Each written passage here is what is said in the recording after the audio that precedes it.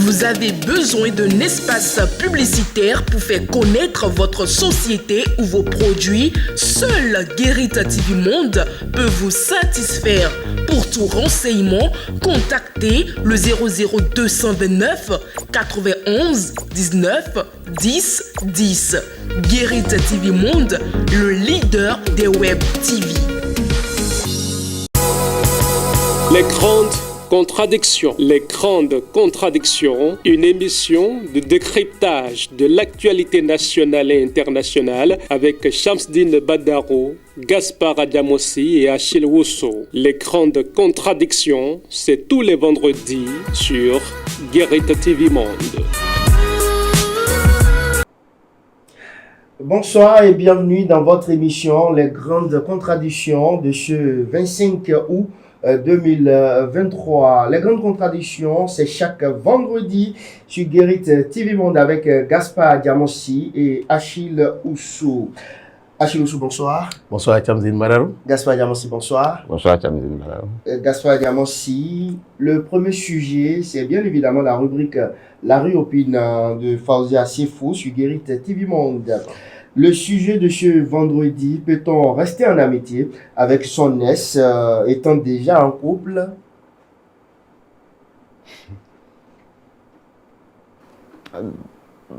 Bon, oui. C'est compliqué. Oui, c'est compliqué. Bon, je commence par dire oui, qu'on peut rester en amitié si c'est une amitié saine, dépourvue de beaucoup de choses. Mais malheureusement, et comme on le dit souvent, qui a bu boira. Et des gens. Vous quoi par là?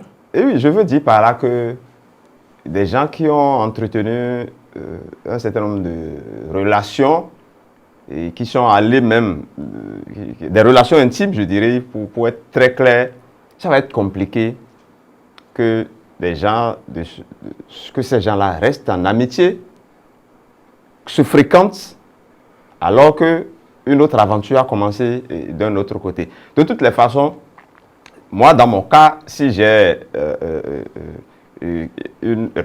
quelqu'un avec qui je sors ou bien avec qui je suis en amitié et qui continue de fréquenter son ex, je pense que je ne serai pas d'accord parce que dans un premier temps, je serai mort de jalousie et dans un second temps, je vais la soupçonner tout le temps de me tromper, ainsi de suite, ainsi de suite. Donc, je dis, si on a une confiance absolue l'un dans l'autre, peut-être que ça peut se faire. Mais je pense que pour ne pas créer d'incidents, il vaut mieux ne pas tolérer cette amitié-là.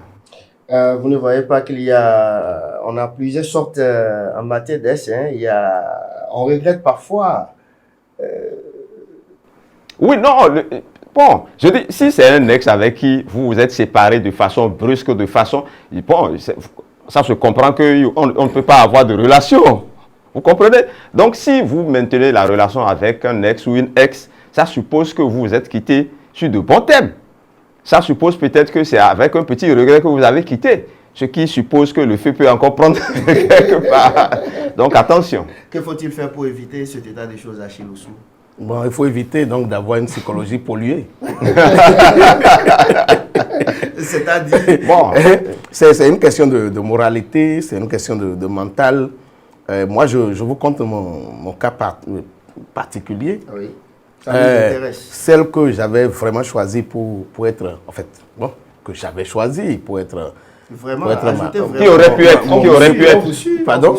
Qui aurait pu être. Parce que c'est celle qui est avec vous actuellement que vous avez vraiment choisie. Celle qui aurait pu être. Ok, merci. Celle qui aurait pu être, pour parler comme le doyen.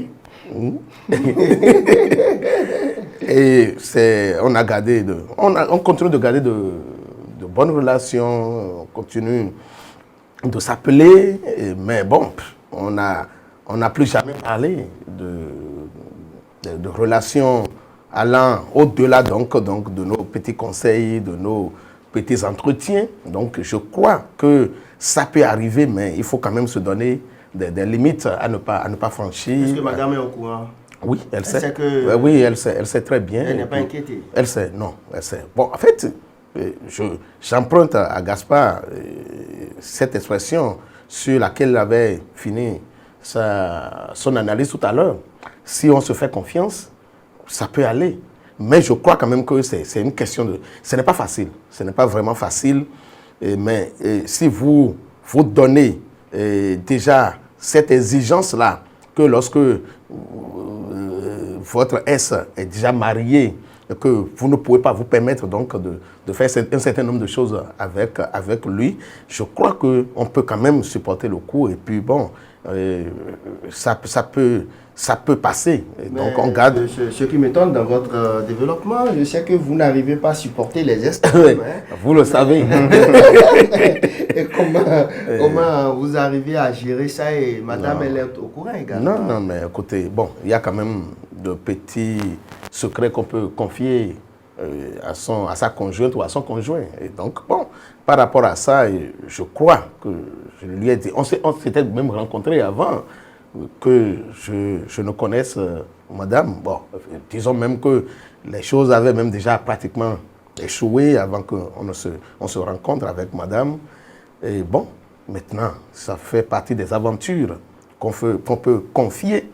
Et désormais, elle sait que ça fait partie donc de mon passé, même si on ne dit pas tout le passé. Et bon, surtout que nous continuons donc de partager encore l'environnement ensemble. Et on est obligé donc de se voir et de discuter par moments, de s'appeler, de se dire un certain nombre de choses, mais ça s'arrête là. Donc je crois que c'est ça ce qui est le plus important. Mais est-ce que de l'autre côté, son mari accepterait donc de voir que quelqu'un qui avait été peut-être un concurrent ou un courtisan donc de sa femme continue donc de rôder autour.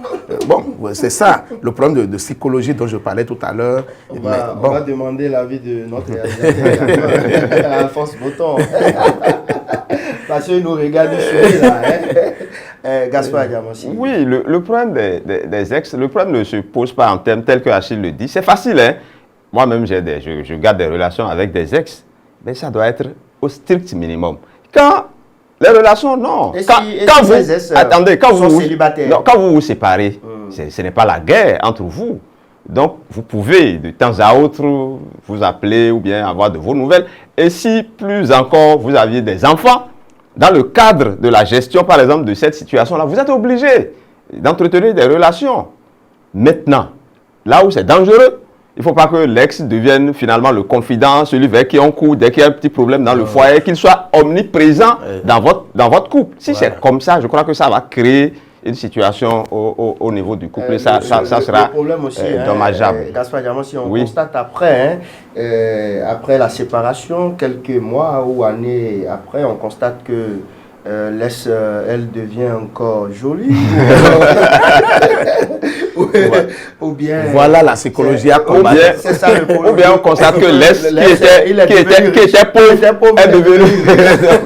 Là on dit mais attention, comment on va faire Là ça devient un danger. Donc c'est pour ça qu'il faut vraiment limiter. Ça commence à inquiéter le mari de l'autre, ça commence à inquiéter la femme de l'autre. Et voilà. Donc c'est un véritable problème en tout cas, ce sujet-là, encore une fois. Dans tous les cas, les ex ont les places dans la société. Et bien sûr. Et dans n'importe quel couple, c'est ça vous Moi, je n'ai pas dit ça. Moi, je n'ai pas dit ça. Ce qui est chez un ex n'a pas de place chez moi. C'est important de savoir les limites à ne pas dépasser. Merci beaucoup. Et bonne suite de la vie ou bonne suite à vos ex. De relations avec les ex. De relations saines. Surtout. Merci beaucoup les gars. C'était le premier sujet proposé par Fawziat Sefo, l'animatrice de la rubrique La Rue Opine sur Guérite TV Monde. Merci donc à elle. Un autre sujet à présent. Après les congés des membres du gouvernement, un remaniement ministériel serait attendu, Gaspard Diamansi.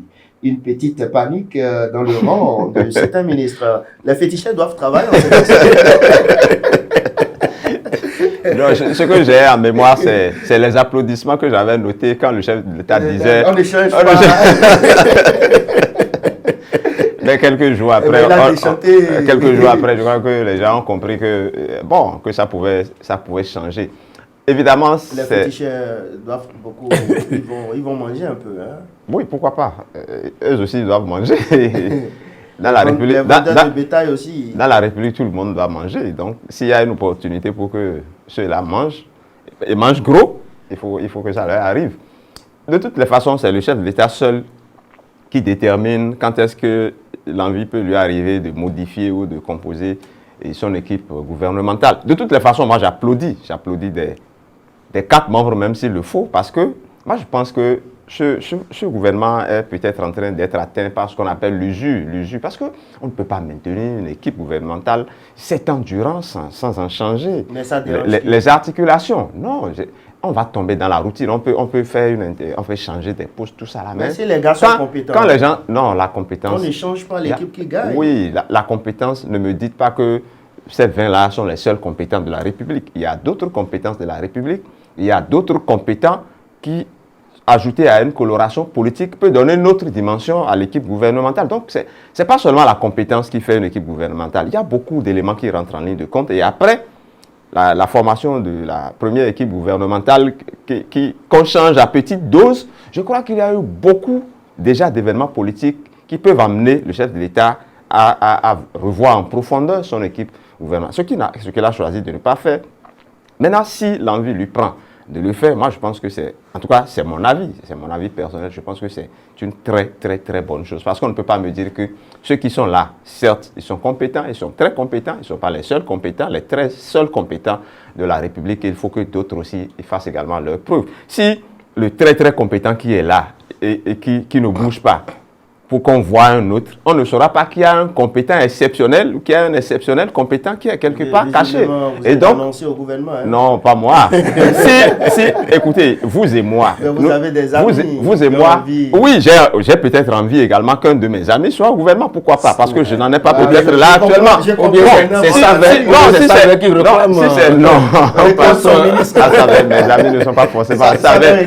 Mes amis ne sont pas forcément à Savait. Vous savez, vous et moi, on a beaucoup apprécié il y a quelque temps la nomination du ministre, l'actuel ministre des Affaires étrangères. Et je crois qu'il est en train de faire ses preuves. On a beaucoup apprécié. Si le chef de l'État n'a pas eu l'idée, peut-être par rapport à une situation donnée, de l'emmener, on n'arrête pas à savoir qu'il y a une aussi grande compétence dans le pays. Donc moi, je pense qu'il faut... Écoutez, nous sommes dans un pays où il faut faire en sorte que ça tourne, Il ne faut pas qu'on reste statique. Et puis moi, j'applaudis en tout cas, si cela est vrai, un probable remaniement ministériel. Un probable remaniement ministériel à Chidosso. Je pense que ça ne devait gêner personne. Sauf ceux qui sont là. Parce qu'ils ne devaient même pas être gênés parce que, en fait, ils ont été nommés un jour, ils devaient se donner comme principe psychologique qu'un jour, ils peuvent aussi être appelés à partir. Parce que celui qui les a nommés, c'est pourquoi il les a nommés. Comme l'a dit encore que le président Talon ne fait jamais partir définitivement. Hein, quand vous quittez, vous êtes toujours quelque part. Alors, oui, c'est vrai. Dans la salle je suis d'accord que ça doit tourner parce que pour avoir déclaré, Orbi, qu'on ne change pas une équipe qui gagne, et le chef de l'État a fait planer un risque politique. Le risque politique, c'est que tout le monde attend de goûter à ce gâteau-là. Et donc, ceux qui sont dans l'expectative qu'un jour, on peut aussi les appeler, et donc au moins apporter le titre, devaient se décourager.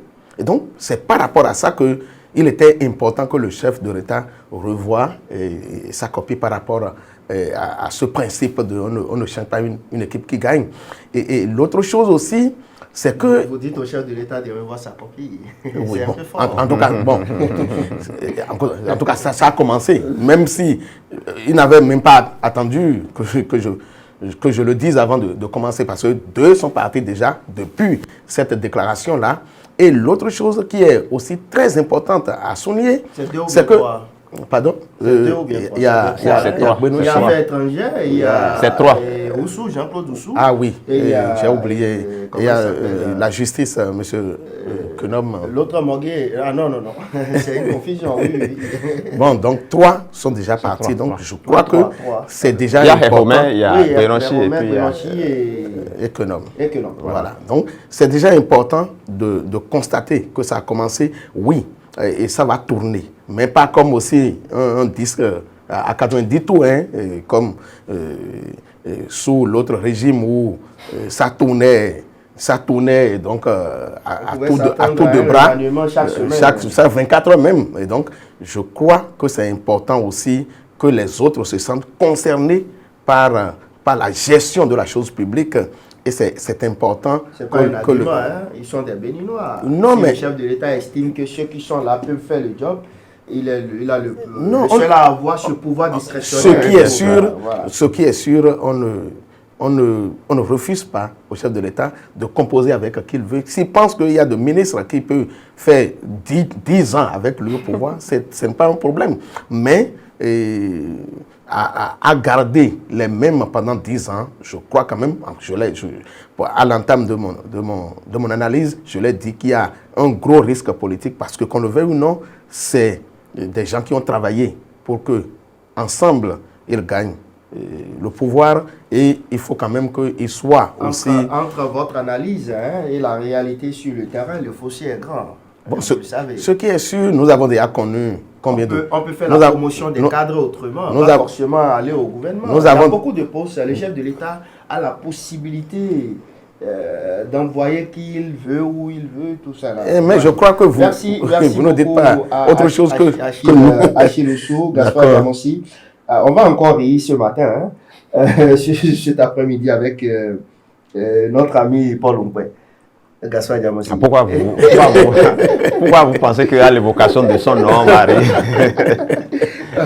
Je ne vais pas parler en termes de plaisanterie ce matin, mais il annonce quand même le départ de son parti de l'opposition. Est-ce que la FCBE était dans l'opposition, Gaspard Diamonsi? Bon, bien sûr que la FCBE était dans l'opposition, sauf peut-être pour vous. Bon, écoutez... Ou bien l'opposition non, ce n'est pas... Bon, peut-être, dites ce que vous voulez. Ce qui est sûr, il a fait sa déclaration d'appartenance à l'opposition. Mieux, il était le chef de file de l'opposition. Jusqu'à récemment. Et donc, surtout que Eric Hunete aussi n'est pas totalement rentré dans ses attributs de chef de file de l'opposition, parce que le décret le consacrant n'est pas encore pris. Bon, de toutes les façons, ce n'est pas peut-être à Paul Ompoué qu'il faut s'en prendre directement, parce que ce n'est pas lui qui est intervenu sur le sujet pour dire ce qu'il a dit. Je crois que c'est plutôt l'un des vice-présidents, en l'espèce Soumanou, El Farouk. Bon, l'autre Djemba, je crois que c'est le fils de l'autre. Je crois que c'est lui qui a parlé de la FCBE qui va rejoindre la mouvance. Mais en réalité, ce qu'il faut comprendre, ce n'est pas maintenant. Ils continuent peut-être de dire qu'ils sont dans l'opposition maintenant.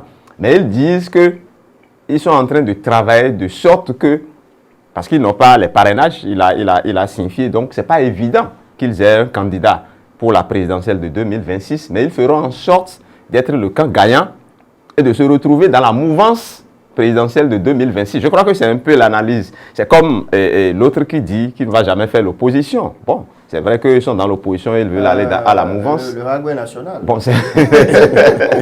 donc c'est un peu la logique de ce qu'il dit. Maintenant, si avant 2026, il saute pied joint dans la mouvance aussi, bon. Peut-être vers l'UPE. Parce que l'idéal aurait été qu'ils disent qu'ils souhaitent et qu'ils pensent que c'est l'opposition qui prendra le pouvoir en 2026 et que donc l'opposition sera la prochaine mouvance. Mais tel que c'est dit, c'est comme si quelque chose alpha, il va se retrouver... À l'UPE ou ouais, pourquoi pas, parce que ce n'est pas évident également de rester loin du biberon comme ça. Hein. C'est pas évident. Donc, je pense que c'est même un appel de pied pour que ceux qui aspirent à gouverner en 2026 commencent par leur faire les jeux doux et commencent par aller vers eux pour les chercher. C'est ça. Achille Oussou. Lorsque vous avez déjà goûté au biberon une fois... C'est quoi le biberon en réalité? Mais le biberon, c'est le pouvoir. Ils ont été au pouvoir jusqu'en 2016. Et de 2016 à 2026, ils ont été écartés. On leur a retiré le biberon. Et je crois que ce n'est pas facile à supporter. La mamite. Pardon? Non, la... Donc, ce n'est pas facile. Et nous savons, avec certaines déclarations du secrétaire général de cette formation politique, nous savons quelles sont leurs douleurs en ce moment. Et même si, entre-temps, ils devraient bénéficier donc de jouir de ce titre de chef de file de l'opposition, nous savons que la forme et le contenu, il y a eu problème. Même si on leur a fait porter le titre, ils se sont plaints qu'ils n'ont pas eu les avantages liés donc, à cette fonction-là. Et ça montre déjà quelles sont leurs difficultés en ce moment. Ça veut dire que ils arrivent même à tenir la route, c'est-à-dire ils se plient en 4 ou en plusieurs pour y arriver, et qu'ils s'annoncent à la mouvance en 2026 ne devrait peut-être pas nous étonner, parce qu'un parti politique, en fait, son ambition, c'est de gagner le pouvoir et de le gérer. D'accord? Et d'exercer le pouvoir d'État. Et en tant que tel, je crois qu'il est quand même de bon ton que déjà le parti FCBE annonce les couleurs, et donc annonce les intentions. Et c'est peut-être dans ce contexte-là que nous devons mettre les propos de El Farouk Soumanou, et peut-être aussi de son chef, de son secrétaire exécutif.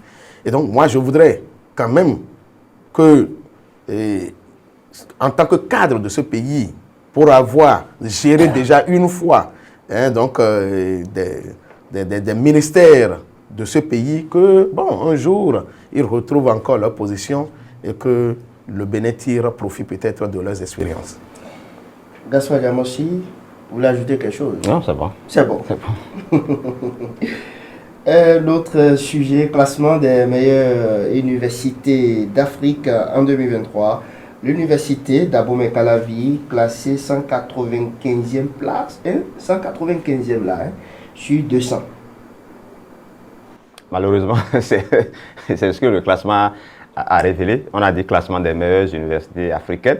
Bon, évidemment, nous n'étant pas dans le secret des dieux, on ne sait pas les critères qui ont permis d'établir un pareil... Il y a plus de jeunes dans les autres universités. Moi, je ne sais pas. Je ne sais pas pourquoi c'est apparu comme ça. Ce qui est sûr, nous sommes parmi les derniers, ou sinon même nous sommes l'un des derniers. Et de toutes les façons, quand c'est quelque chose qui est publié comme ça et qui va un peu partout, c'est gênant pour la réputation de notre université d'Abomey-Calavi. Et j'ai lu quelqu'un la dernière fois qui disait que les autorités de l'université préfèrent courir derrière ceux qui portent les mini-jupes au lieu de s'occuper de l'essentiel. C'est-à-dire les manifestations après. Voilà, des choses de ce genre. Moi, je pense que ce n'est pas une bonne chose. Maintenant, quand vous prenez le classement, moi j'ai fouillé un peu pour comprendre un peu ce qui a été. En réalité, il faut comprendre. Moi, je pense d'abord que c'est un échec des systèmes francophones d'éducation. Dans un premier temps, je le dis pas de façon absolue, je le dis par rapport au constat qui est fait. Parce que quand vous prenez le classement, vous constaterez que les 4 premières universités sont des universités d'un seul pays, sont des universités de l'Afrique du Sud. La 5e, c'est une université d'Égypte. Je crois que c'est l'université d'Égypte, Alexandrie, l'université d'Alexandrie. Et quand vous prenez dans les 20 premiers, 11 sont toujours de l'Afrique du Sud. Wow. Voilà. Et la première université classée au niveau de l'Afrique de l'Ouest, je crois que c'est l'université d'Accra, qui est une université anglophone. La première université francophone d'Afrique est l'université Cheikh Anta Diop de Dakar et est classée 21e dans le classement. Vous voyez donc quand vous voyez ces chiffres, si francophone c'est après 20, c'est dramatique. Et si le Bénin est 195e, c'est encore plus dramatique. Donc, il faut demander à nos autorités de se réveiller, de laisser les mini-jupes et les broutilles du campus. Certains ont dit que c'est par rapport à un certain nombre de critères, mais qu'est-ce qui nous empêche d'aller vers ces critères-là également? Ce sont ces mini-jupes-là qui empêchent ces autorités de mieux organiser. Bon, peut-être quand on s'occupe de ce qu'une étudiante porte pour venir au campus et qu'on pense que c'est ça qui distrait alors que l'essentiel est ailleurs, je pense que ça peut expliquer. Donc, ça ne peut pas proposition, expliquer. Il faut revoir ceux qui dirigent, hein, c'est ça. Non. Désormais, je crois que c'est une élection, je crois. Hein. C'est une élection, c'est pas au suffrage de l'université que les... en tout cas, c'est une élection pour... Non, mais sans que depuis pour les un recteurs. certain nombre d'années, c'est maintenant une nomination. Bon. Est-ce que c'est nomination, élection ou élection, nomination? Je crois qu'il y a... Bon, donc... Est-ce qu'il faut s'en prendre aux responsables? C'est tout un système qui est en place. Hein. Et par rapport à ça, non seulement il faut critiquer le recteur, mais il faut aller également au niveau du ministère de l'Enseignement supérieur. On ne peut pas s'en prendre jusqu'au recteur. C'est tout un environnement, c'est tout un système, je crois. Parce que si vous prenez les universités dont on parle, c'est que l'État a créé peut-être un cadre qui permet les conditions pour que ces universités-là puissent vraiment former comme il se doit. Achille Osso, est-ce qu'on ne va pas lancer une bataille médiatique pour demander aux filles de ne plus porter de jupe sur le campus d'Abomey-Calavi? Non, mais je ne voudrais pas qu'on fasse cet affront. Pour amener les responsables de l'université à mieux réfléchir. Non, je ne voudrais pas qu'on fasse... Et à s'occuper surtout de l'essentiel. Cet affront donc, aux responsables de nos universités. Je voudrais plutôt dire que, en fait, pour moi, le problème qui se pose le plus aujourd'hui, c'est qu'on appelle l'adaptation, la capacité de nos universités à s'adapter aux mutations du monde. Est-ce que les universités aujourd'hui proposent des offres qui tiennent compte donc, des nouvelles perspectives aujourd'hui dans le monde? Et nous continuons donc de parler de nos facultés classiques. Et donc, bon, qu'est-ce que ça donne? Est-ce que ça permet de résoudre les problèmes des besoins de l'emploi ou des demandes d'emploi sur le terrain aujourd'hui? Je crois d'abord que c'est ce critère fondamental qui devrait prévaloir dans le classement donc, de nos universités, et les responsables à divers niveaux devaient travailler à mettre donc, nos universités au goût du jour et à satisfaire ces besoins-là de formation et après ça, donc, l'équipement. Aujourd'hui, donc, nous sommes encore aux instruments archaïques de formation. On continue donc de remplir nos amphithéâtres d'étudiants et le professeur, on n'est pas sûr donc, de la qualité qu'on appelle de l'enseignement, de la qualité de la correction des copies. Et avant, enfin, c'est vrai qu'on n'a pas vu, mais il paraît que c'est des lots de 100 on faisait et on attribuait des notes comme ça. Si vous avez la chance de vous retrouver dans le lot donc, où ça commence déjà par 10, vous tirez votre épingle du jeu. Ou si vous avez la malchance, et on n'a jamais la possibilité, ou presque jamais, de faire des réclamations, et on ne vous donne pas les copies. Alors, mais quel est ce système de formation dans lequel un étudiant peut vouloir donc remonter à ses notes et il n'y a pas cette possibilité-là. Je crois que l'un dans l'autre, ça peut s'expliquer. Et aussi, nos universités aujourd'hui fournissent combien de docteurs? Quelle est la capacité des professeurs d'université à mettre donc des cadres sur le marché? Merci beaucoup. Vous êtes là, non, je finis sur cette... Oui, vous êtes là, derrière un professeur a fait une thèse sur 10 ans. Mais ça ne se comprend pas. Ça ne se comprend pas. Je reste toujours avec vous. Nous sommes à la fin de ce numéro de l'émission Les Grandes Contradictions. La dernière rubrique, le baromètre. Le baromètre. Chez vous. Et bon, je crois quand même que... L'université d'Abomey-Calavi. Non. Et je vous surprendrai en vous disant peut-être que c'est la FCBE qui monte, parce que je constate que, contrairement à ce aux commentaires que la FCBE a commencé donc par prendre cette disposition pour 2026, par déjà montrer que, en tout cas en 2026, elle n'est plus prête à faire l'opposition. Et qui descend, malheureusement, nous n'avons pas fait les analyses sur les communes. Et ça perturbe un peu mes prévisions par rapport donc, à qui descend. Mais nous allons quand même dire que, comme vous l'avez annoncé, bon... Non, vous êtes libre de prendre ça. Le baromètre, c'est pêle-mêle. Nos universités, aujourd'hui, doivent travailler à nous faire honneur, parce que ce classement-là montre que vraiment, une université qui existe depuis 1970, qui est classée 195e. On devait quand même revoir les choses. Donc l'UAC descend. L'UAC descend. Qui descend de votre côté? Non, bien sûr, ça c'est l'UAC. Au propre mot figuré, parce que 195e, je suis 200, c'est même une descente aux enfers. Donc c'est l'UAC, ça, il n'y a rien à faire. Maintenant, qui monte? Bon, pas forcément par rapport au sujet, parce que, bon, mais moi je pense qui monte, moi je vais dire l'Office central de répression de la cybercriminalité. Je pense que, parce que quand ils ont commencé la guerre ou la bataille contre les cybercriminels, on avait cru un instant, en tout cas j'avais cru à un instant que ça allait être saisonné, mais je pense que la bataille est dure et dans le temps, et dure dans le temps. Après Cotonou, Porto-Novo, Calaviou, Paracou, on pensait que, bon, mais apparemment on pourchasse les cybercriminels dans leur dernier retranchement. Vous entendrez, on en a pris à Vranco, on en a pris à Alada, on en a pris à Ouida, on en a pris un peu partout dans le pays. Donc je voudrais véritablement tirer un coup de chapeau à cette structure. Merci beaucoup à vous, Achille Osso, Gaspard Diamossi, Alphonse Boton, Patrice Ayomoton, Kabio Agadi, Latifat Kouenou.